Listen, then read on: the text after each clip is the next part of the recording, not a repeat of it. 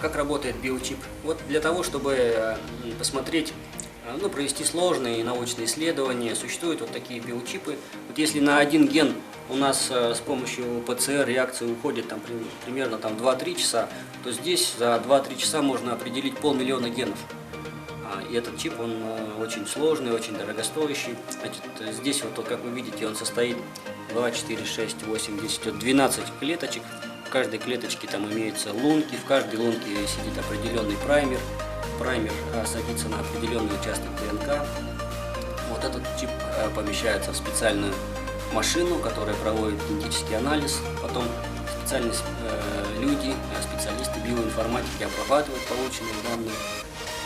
И с помощью методов математической статистики проводится анализ и смотрится, например, есть такие спортсмены, кенийцы, у всех кенийцев присутствует так называемый ген выносливости, поэтому сама популяция кенийцев, она больше всего предрасположена к видам спорта на выносливость.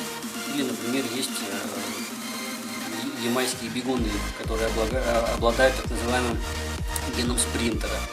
Вот. Мы сейчас проводим исследования и хотим узнать, каким геном обладают бурятские жители Бурятии, и каким видом спорта нужно заниматься жителям Бурятии.